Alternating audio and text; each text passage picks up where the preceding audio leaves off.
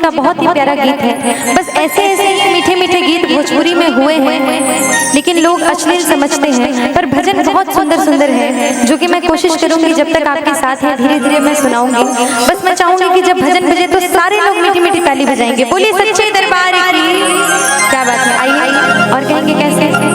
छोटी रे मोटी निमिया गछिया, छोटी रे मोटी निमिया दुनिया लौटे तारा मैया, दुनिया लौटे ताही रे छैया सातो बहिनिया, ताही रे छैया सातो बहिनिया जो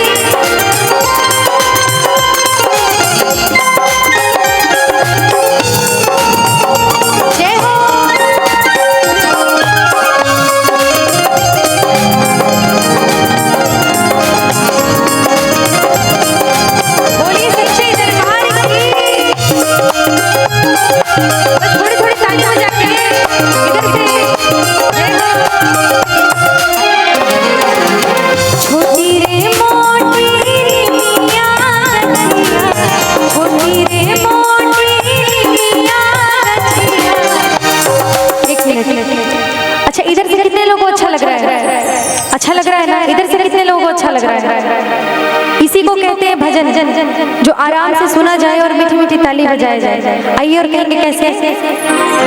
छोटी रे मोटी निमिया गछिया, छोटी रे मोटी निमिया झूले मैया झूले मैया ताही रे छैया सातो बहिनिया, ताही रे छैया सातो बहिनिया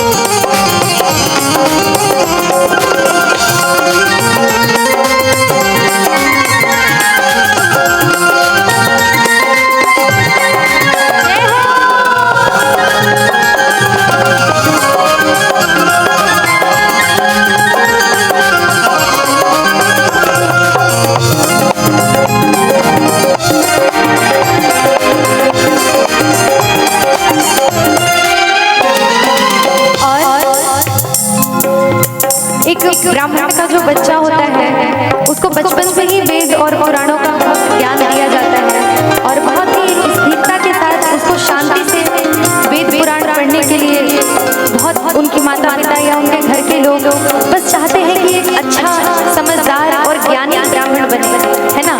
तो इस गीत में क्या कहा गया है?